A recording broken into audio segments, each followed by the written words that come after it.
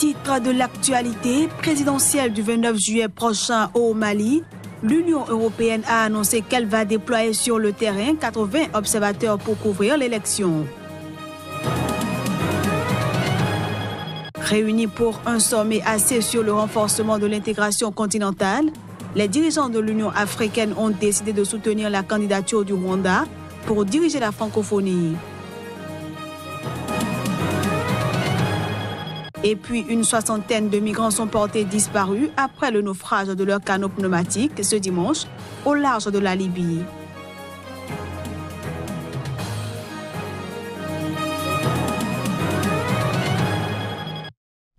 Voilà ainsi présenté l'ossature de cette édition. À toutes et à tous, bienvenue. Au Mali, dans le cadre de la présidentielle du 29 juillet prochain, l'Union européenne a annoncé qu'elle va déployer sur le terrain 80 observateurs pour couvrir l'élection. Le plan de déploiement de ces observateurs de l'Union européenne a été révélé ce lundi à Bamako par la chef adjointe de la mission des observateurs de l'Union européenne, Marie-Violette César. Elle est au micro de notre correspondante au Mali, Halima Bentouré.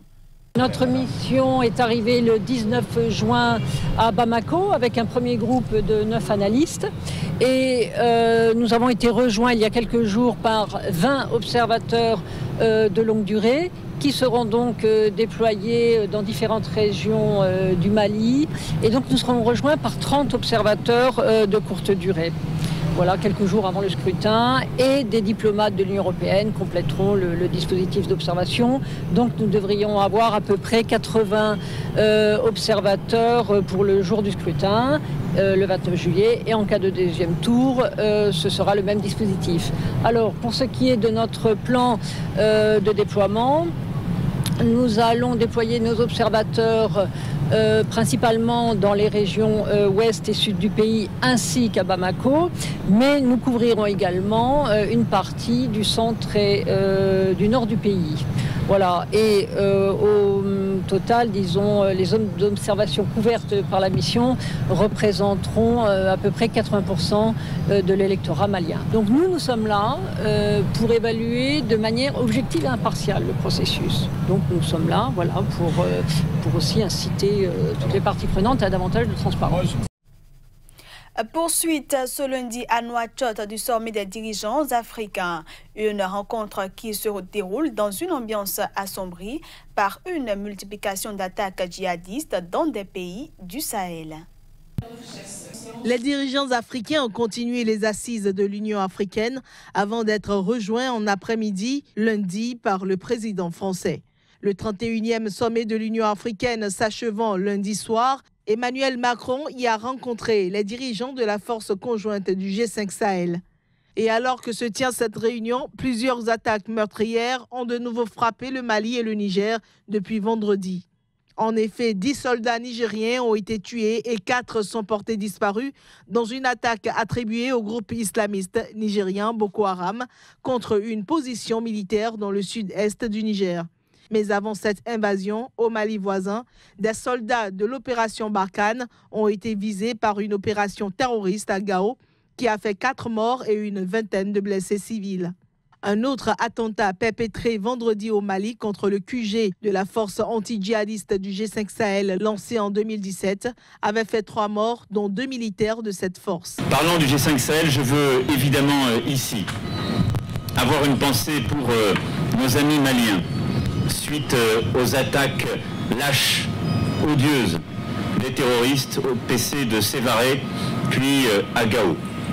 Plusieurs militaires français ont été blessés, ils sont en cours d'évacuation vers la France, mais ce sont des civils maliens, des civils africains qui sont tués par le terrorisme et qui sont les premières victimes de ces barbares que nous combattons. La question est au cœur des échanges du 31e sommet de l'Union africaine. En plus de la lutte contre la corruption, thème principal du sommet, la réforme institutionnelle de l'Union africaine était également au menu des chefs d'État. Lors de leur sommet à Nouakchott, les dirigeants de l'Union africaine ont décidé de soutenir la candidature du Rwanda pour diriger la francophonie. Alors que le prochain sommet de la francophonie devant désigner le futur chef de l'organisation, doit se réunir les 11 et 12 octobre prochains en Arménie, les dirigeants de l'Union africaine ont décidé de soutenir la candidature du Rwanda. L'Union africaine a demandé à tous les membres de la francophonie de soutenir la candidature du Rwanda en la personne de la chef de la diplomatie rwandaise, Louise Mushikiwabo, à l'Organisation internationale de la francophonie, a déclaré un responsable d'un pays francophone présent au sommet de Nouakchott. Selon le chef de la diplomatie d'un autre pays membre de l'Organisation internationale de la francophonie, cette décision d'un soutien collectif en faveur de la candidature rwandaise a été prise lors du sommet de Nouakchott. La francophonie s'est invitée au sommet de Nouakchott avec la candidature du Rwanda pour diriger l'OIF.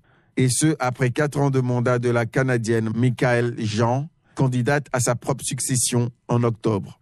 En effet, avant le sommet de ce dimanche, le président du Rwanda, Paul Kagame, qui exerce la présidence tournante de l'Union africaine, avait fait savoir qu'il tenterait de s'assurer du soutien de ses pairs à la candidature de Louise Mushikiwabo, une démarche appuyée par Paris qui permettrait de ramener la direction de l'Organisation internationale de la francophonie en Afrique.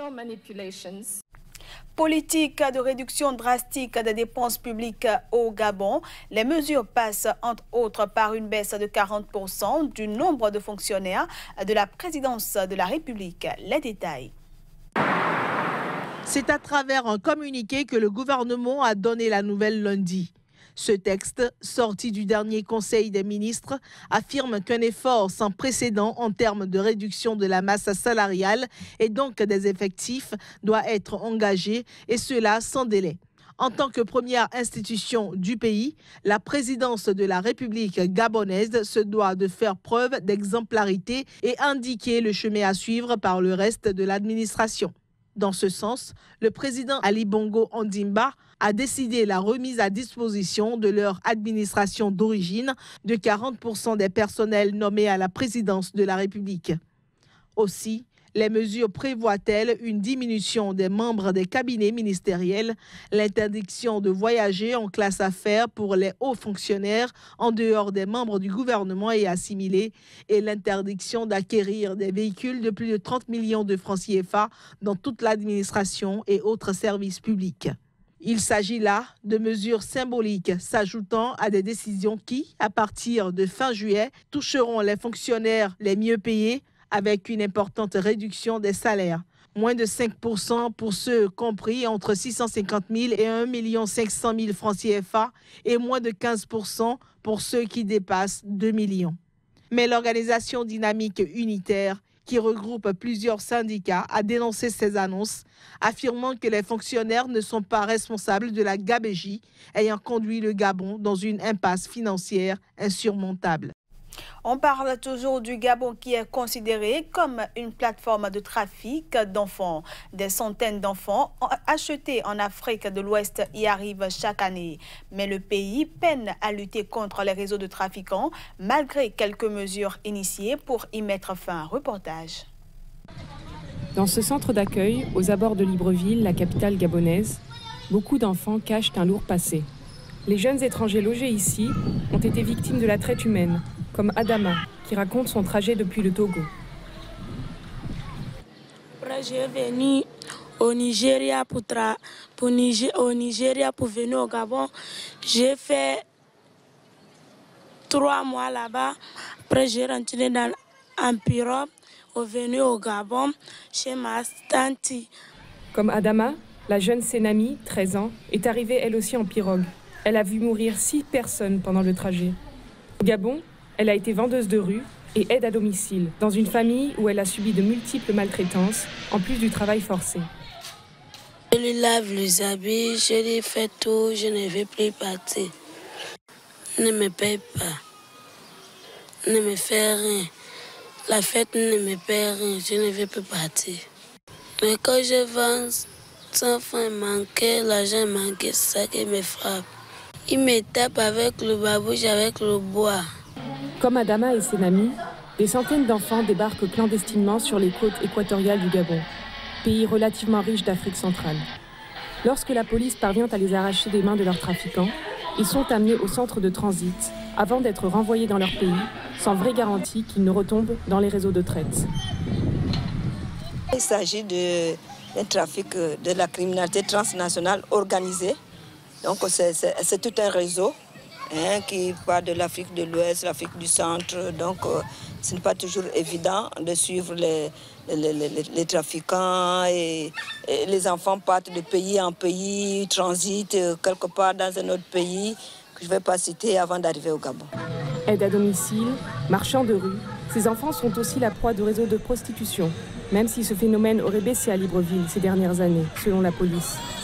Une baisse fragile à cause de la récente ouverture des frontières en Afrique centrale, le manque de moyens ou encore les pressions financières exercées par les trafiquants sur les juges. Ce journal se poursuit. Un nouveau naufrage au large des côtes libyennes a fait au moins 63 disparus. Ce nouveau drame de l'immigration clandestine en Méditerranée porte à près de 170 le nombre total des personnes disparues depuis vendredi. Nouveau drame de l'immigration clandestine en Méditerranée. Une soixantaine de migrants sont portés disparus après le naufrage de leur canot pneumatique ce dimanche au large de la Libye. Selon le général Ayoub Kassem, 41 migrants ont pu être sauvés parce qu'ils portaient des gilets de sauvetage. Mais il précise que les gardes-côtes n'ont pas trouvé de corps sur les lieux. Les rescapés ont indiqué que 104 personnes étaient à bord de l'embarcation qui a coulé au large de Garabouilly, à quelques 50 km à l'est de Tripoli.